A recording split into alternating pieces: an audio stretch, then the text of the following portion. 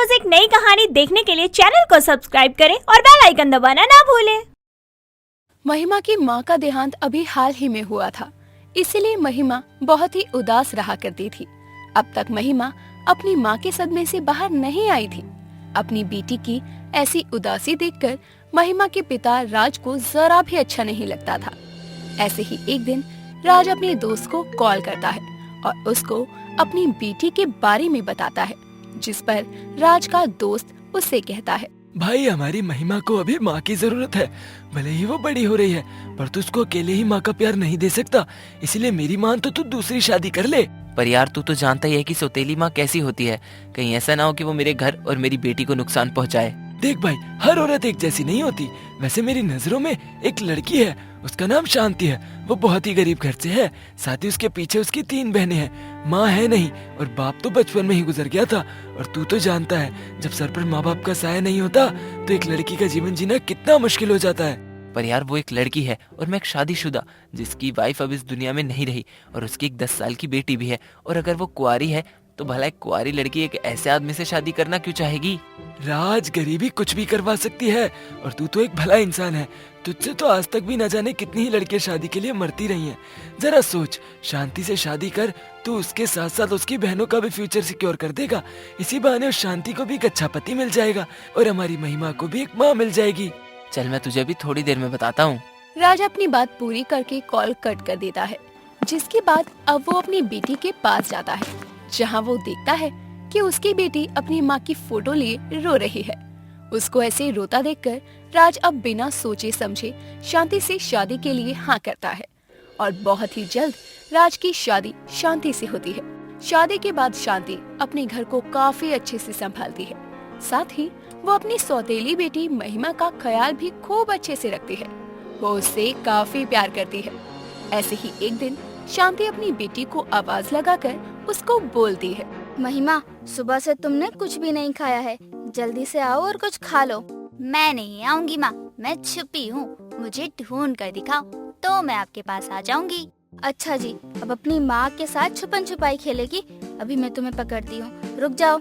इतना बोलकर शांति महिमा के कमरे में जाती है और अलमारी खोलकर उसको धप्पा कर देती है, जिसके बाद अब शांति अपनी बेटी महिमा को अपने हाथों से खाना खिलाती है। अब जब शाम को राज आता है, तब महिमा अपने पिता के पास आती है और उससे कहती है, पिताजी, आपको पता है नई माँ बहुत अच्छी है, वो मुझे बहुत प्यार करती है, मुझे कभी भी माँ की याद नहीं आने देती। अरे वाह, ऐसा है तो फिर सच में बहुत अच्छी बात है। हाँ पापा, सच में माँ बहुत अच्छी है। दोनों बाप बेटी आपस में बातें कर रहे थे, तभी शांति वहाँ आती है और महिमा को उसके कमरे में भेज देती है, जिसके बाद राज शांति से कहता है, शांति, थैंक यू मेरी बेटी को अपनी बेटी समझने के लिए, साथ ही उसको अपनी माँ की तरह प्यार देने के लिए। बस इसी तरह तुम उसको अपनी माँ का प्यार देते रहना, मैं बस तुमसे और कुछ नहीं चाहता। आप फिक्र मत कीजिए, मैं हूँ ना, मैं उसको कभी भी ये एहसास नहीं होने दूंगी कि मैं उसकी दूसरी माँ हूँ। उसकी ये बात सुनकर राज शांति को गले से लगा लेता है। समय गुजरता है। समय के साथ शांति को एक प्यारा सा बेटा होता है।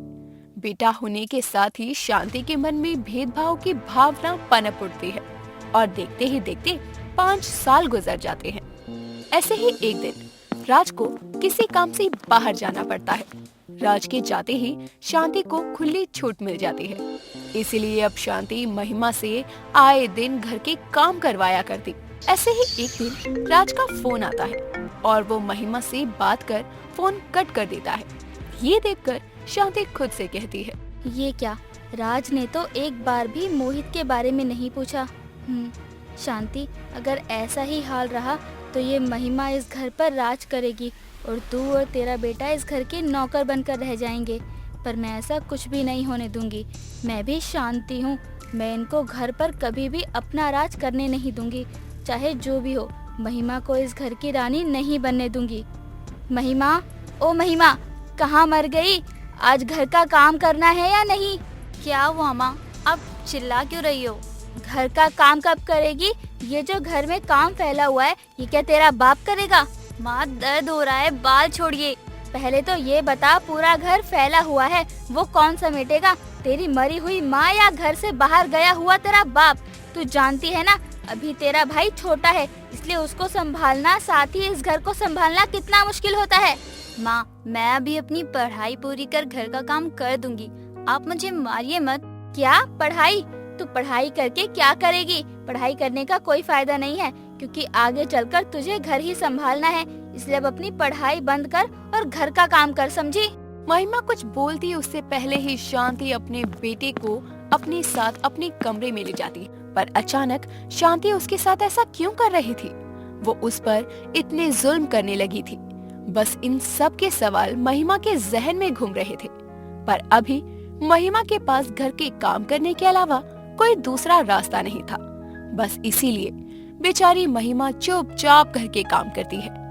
काम करने के बाद अब जैसे ही महिमा अपने कमरे में पढ़ाई करने जाती है, वैसे ही लाइट चली जाती है। ये देखकर महिमा खुद से कहती है, अरे ये क्या, अभी तो मुझे थोड़ा सा समय मिला था पढ़ने का और अभी ही लाइट चली गई। अब मैं क्या करूं? एक काम करती हूँ, मैं माँ के पास जाकर उनसे उनका फोन ले आती हूँ। उनके फोन की रोशनी में मैं पढ़ाई कर लूंगी। इतना बोलकर अब जैसे ही महिमा अपने कमरे से बाहर जाती है, तो वो देखती है कि उसके पूरे घर में लाइट आ रही है, सिवाय महिमा के कमरे के। ये देखकर महिमा को समझते देर नहीं लगती कि महिमा के कमरे की लाइट किसी और ने नहीं बल्कि शांति ने कट की है। बेचारी अब अपनी माँ के पास नहीं जाती और अपने कमरे में चली जाती है। दोपहर से शाम हो जाती है, पर अभी तक शांति ने महिमा को खाना नहीं दिया था। महिमा को बहुत जोरों की भूख लगती है, उसको खाने की जरूरत थी। बस इसीलिए वो अपनी सौतेली माँ शांति के पास जाती है और उससे कहती है, माँ, मुझे बहुत जोर से भूख लगी है, खाने को दे दीजिए। किचन में एक प्लेट में 2 रोटी और प्याज पड़ा है, उसको खा ले। पर माँ, वो तो सूखी रोटी है। खाना है खा, नहीं तो जा, पर मेरा दिमाग मत खा, समझी? अपनी माँ का ऐसा बर्ताव देखकर महिमा को बहुत बुरा लगता है, जिसके बाद वो उस सूखी रोटी को लिए अपने कमरे में जाती है। कमरे में जाने के बाद उस सूखी रोटी को देखकर महिमा की आंखों में आंसू आ जाते हैं और वो अपनी पहली माँ की तस्वीर देखकर रोते हुए उस सूखी रोटी को खाने लगती है। वो रोटी खा ही रही थी कि तभी उसके कमरे से फोन बजने की आवाज आती है। उस फोन की आवाज सुनकर महिमा इधर उधर देखने लगती है और आखिर में उसकी नजर कमरे में रखे एक दराज पर जाती है। वो दराज उसकी माँ का था। अब जैसे ही महिमा उस दराज को खोलती है, वैसे ही उसे एक फोन मिलता है। उस फोन पर उसकी माँ का फोन आ रहा था। फोन आते देखकर महिमा कॉल को रिसीव करती है, जहाँ महिमा की पहली माँ उसे कहती है, महिमा मेरी बच्ची, मैं तुम्हारी माँ। तुम इस तरह सूखी रोटी खा रही हो, मुझसे ये देखा नहीं जा रहा है। माँ, आप मुझे छोड़कर क्यों चली गई? आपको पता है, मेरी दूसरी माँ पहले तो बहुत अच्छी थी, पर जब से मोहित इस घर में आया है, तब से माँ बदल गई है। न जाने मैंने ऐसा क्या कर दिया जो हर समय माँ मुझसे इतनी नफरत करती है। पापा होते तो शायद मुझे ऐसे दिन कभी ना देखने पड़ते। तू चिंता मत कर, तेरे सारे दुखों का इलाज करने के लिए मैंने तुझे फोन किया है। बेटी महिमा, ये मेरा फोन है और ये कोई मामूली फोन नहीं बल्कि जादुई फोन है। तुम इस फोन से जो बोलोगी ये फोन वही देगा, यहाँ तक कि ये फोन तुम्हारी सारी इच्छाएं पूरी करेगा। महिमा कुछ बोलती उससे पहले ही कॉल कट हो जाता है। क्या वो फोन सच में जादुई था? बस यही पता लगाने के लिए महिमा उस फोन से कहती है, जादुई फोन, मैं चाहती हूँ कि मुझे बहुत अच्छा खाना मिल जाए। महिमा के इतना कहते ही वो जादुई फोन बजते हुए हवा में उड़ता है, जिसके बाद उस फोन में से एक रोशनी निकलती है। रोशनी निकलने के साथ ही उस फोन से तरह तरह के पकवान निकलते हैं।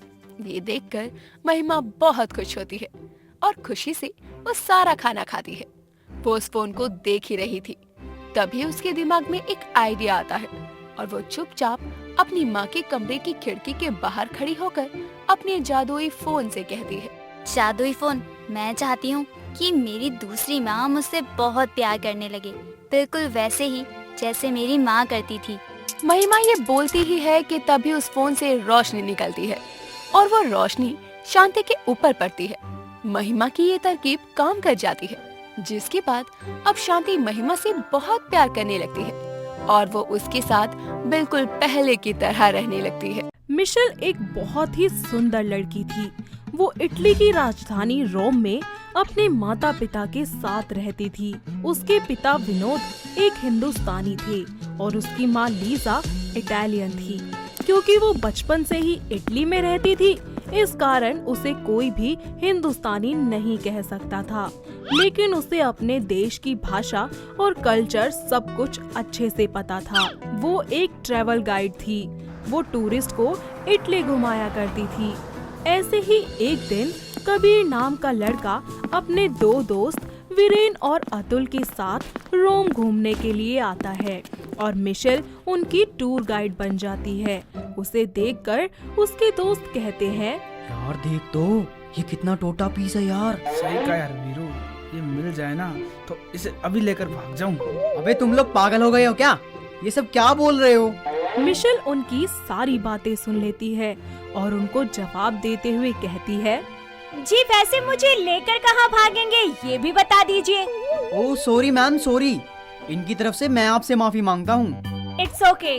वैसे हमें लगा था कि आपको हिंदी नहीं आती होगी। बिकॉज मेरे फादर इंडियन है और मॉम इटली से।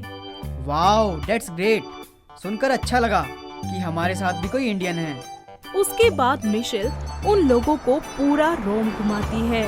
वो उन्हें रोम के फेमस रेस्टोरेंट्स में लेकर जाती है, जहां वो उन्हें अलग अलग तरह का खाना खिलाती है। साथ ही साथ अपनी फेवरेट डिश पास्ता की भी अलग अलग वैरायटीज को टेस्ट करवाती है। टूर के दौरान वो सभी लोग काफी अच्छे दोस्त बन जाते हैं। शाम को जब मिशेल वापस अपने घर जा रही होती है, तब एक चोर उसका पर्स छीनकर भाग रहा होता है और कबीर अपनी जान पर खेलकर उस चोर के पीछे भागता है और मिशेल का पर्स वापस लाकर उसे दे देता है। तब वो उससे कहती है, कबीर, तुम्हें उनके पीछे भागने की क्या जरूरत थी? अगर तुम्हें कुछ हो जाता तो? अरे हो जाता तो हो ही जाता। वैसे भी ये तुम्हारा बैग था, इसमें तुम्हारे कुछ जरूरी सामान भी तो हो सकता था, जिसके बिना तुम परेशान हो जाती। Oh, you are so cute Kabir, but ये बैग खाली था। क्या खाली? यार इम्प्रेस करने का भी चांस चला गया। मिशेल और कबीर के दोस्त उस पर हंसते हैं और वो मन मायूस करके वहाँ से जाने लगता है। तब मिशेल उसके पीछे जाकर उसे मनाती है और मिशेल की बातें सुनकर कबीर उसे मन ही मन चाहने लगता है, तो वहीं मिशेल भी उसे पसंद करने लगती है। कुछ दिन ऐसे ही बीत जाते हैं। टूर खत्म होने के बाद कबीर मिशेल को लेकर डिनर पर आता है, जहां वो उससे अपने दिल की बात करता है। मिशेल, मैं तुमसे कुछ कहना चाहता हूँ। कबीर, मैं भी तुमसे कुछ कहना चाहती हूँ। क्या? नहीं, पहले तुम बोलो। Michelle, I love you. मैं तुमसे बहुत प्यार करता हूँ और तुमसे शादी भी करना चाहता हूँ। मैं तुमसे बहुत प्यार करती हूँ कबीर। दोनों ही अपने माता पिता को शादी के लिए मना लेते हैं। कुछ ही दिनों बाद उन दोनों की शादी बड़े ही धूमधाम से हो जाती है। शादी के बाद मिशेल अपने पति कबीर और सास निर्मला के साथ इंडिया आ जाती है। समय बीतता जाता है। मिशेल अपने इटली के कल्चर और खाने पीने को मिस करने लगती है और उसका अपने घर के कामों में मन नहीं लगता। ऐसे ही एक दिन मिशेल अपनी सास से कहती है, माँ जी, वो मैं सोच रही थी क्यों ना आज हम घर पर व्हाइट सॉस पास्ता बनाए। का बोली? कैसा रास्ता? अरे अरे अरे, सास्ता नहीं माँ जी, पास्ता। अच्छा अच्छा, ठीक है बिटिया, हम भी तो देखें कि हमार विदेशी बहू खाना बना लेती है या ना। हाँ माँ जी, क्यों नहीं, देखना आज मैं ऐसा खाना बनाऊंगी ना, आप खाने के साथ साथ प्लेट भी चाट जाएंगी। मिशेल बाजार से स्पेशल इटालियन पास्ता, मसाले और बाकी का सामान लेकर घर आ जाती है। वो खाना बनाना शुरू कर देती है। थोड़े ही समय में व्हाइट सॉस पास्ता बनकर तैयार हो जाता है। उसी वक्त कबीर अपने काम से वापस आता है। वो खाने की खुशबू सूंघता हुआ फौरन किचन में जाकर मिशेल से कहता है, Italian white sauce pasta, wow क्या बात है। हाँ तो तुम फ्रेश हो जाओ ना, तब तक मैं डिनर लगाती हूँ। सब लोग डाइनिंग टेबल पर बैठकर खाना खाते हैं। मिशेल सभी को खाना परोसती है। निर्मला और कबीर को उसके हाथ का बनाया हुआ पास्ता बहुत ही ज्यादा पसंद आता है। धीरे धीरे उसके खाने की सराहना उसकी सास से सुनकर आस पड़ोस के लोग भी उसके हाथ का खाना खाने आते और उसकी काफी तारीफें करते। एक दिन कोई उसे रेस्टोरेंट खोलने की सलाह देता है। वो शाम को कबीर के घर आने पर उससे इस बारे में बात करती है। कबीर, वो मैं कह रही थी कि यहाँ पर आसपास में कोई भी रेस्टोरेंट नहीं है जहाँ पर इटालियन फूड बनता हो। तो तुम क्या चाहती हो? देखो, मुझे कितना अच्छा इटालियन फूड बनाना आता है और मैं सोच रही थी क्यों ना मैं एक छोटा सा इटालियन रेस्टोरेंट खोल लूं। वैसे बात तो तुम्हारी ठीक है, लेकिन मेरे पास तो अभी इतने पैसे भी नहीं हैं कि मैं तुम्हारा रेस्टोरेंट खुलवा सकूं। तुम मुझे थोड़ा सा टाइम दो ना यार, ताकि मैं पैसों का इंतजाम कर सकूं तुम्हारे लिए। ठीक है, कोई बात नहीं डार्लिंग। मिशेल कबीर की बात मानकर थोड़े समय के लिए रुक जाती है, लेकिन समय बीतता जाता है। कबीर अपने काम में इतना ज्यादा उलझ जाता है कि वो उस पर और उसके रेस्टोरेंट के बारे में बिल्कुल भी ध्यान नहीं दे पाता, जिसके चलते उन दोनों के बीच धीरे धीरे कहासुनी होने लगती है और वो लड़ाई में बदल जाती है। मिशेल इन सब से परेशान होकर इटली में अपने माता पिता के पास मदद मांगने के लिए वीडियो कॉल करती है। Hi dad, how are you? Hello Michelle, मैं ठीक हूँ। बेटा तुम कैसी हो? Dad, I want a favour from you. बेटा इसमें फेवर कैसा? तुम मुझसे कुछ भी मांग सकती हो। डैड, मैं यहाँ इंडिया में अपना खुद का एक इटालियन रेस्टोरेंट खोलना चाहती हूँ और कबीर है कि मेरी बात पर गौर ही नहीं कर रहा। रोज मुझे कोई ना कोई बहाना करके टाल देता है कि आज नहीं कल, आज नहीं कल। मुझे समझ नहीं आ रहा डैड, मैं क्या करूँ? अरे कोई बात नहीं बेटा, रो मत, मैं हूँ ना। मैं तुम्हारा रेस्टोरेंट खुलवाने में मैं तुम्हारी मदद करूँगा। विनोद अपनी बेटी की मदद करने के लिए 5000 यूरोस ट्रांसफर कर देता है, जिससे वो रेस्टोरेंट स्टार्ट करती है। जब वो ये बात अपने पति को बताती है तो उसका पति ये सब कुछ सुनकर आग बबूला हो जाता है और उससे कहता है, मिशेल ये सब क्या है? अरे ये मेरा खुद का रेस्टोरेंट है, मेरा सपना, जो कि मैंने सच कर दिखाया। और इसके लिए पैसे कहाँ से आए तुम्हारे पास? मैंने डैड से कहा, उन्होंने मेरी मदद कर दी और मुझे पैसे ट्रांसफर कर दिए। मुझे भी बहुत से काम करने थे, पर इसका मतलब ये नहीं कि तुम मेरी मर्जी के खिलाफ जाकर अपने पिता से पैसे मांगकर अपना रेस्टोरेंट खोलो। एक बार मेरी बात तो सुन लो। अरे तुम खुद को समझती क्या हो? और अब तुम्हारे पेरेंट्स मेरे बारे में क्या सोचेंगे? तुम बात को इतना आगे क्यों बढ़ा रहे हो? अरे मैं आगे बढ़ा रहा हूँ या तुम? हाँ, अब तुम अपनी ईगो की वजह से इतना नीचे गिर जाओगे, मैंने कभी नहीं सोचा था। कबीर वहाँ से चला जाता है और अपनी ईगो के चलते उसे घर से बाहर निकाल देता है। वो रोती हुई वहाँ से चली जाती है और एक गेस्ट हाउस में जाकर रहने लगती है। समय बीतता जाता है। मिशेल का रेस्टोरेंट काफी पॉपुलर हो जाता है और वो नई ऊंचाइयों को छूने लगती है। तो वहीं दूसरी तरफ कबीर उसके बिना एकदम अकेला हो जाता है और उसे अपनी गलती का एहसास होता है, जिसके बाद वो मिशेल से माफी मांगने उसके पास जाता है।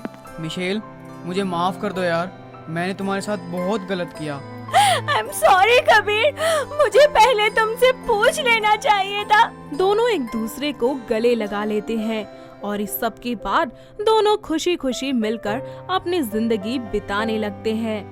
तो दोस्तों, कैसी लगी आपको हमारी ये पास्ता वाली बहू? क्या आपके घर के आसपास भी है कोई ऐसा? अगर हाँ, तो हमें कमेंट करके जरूर बताएं।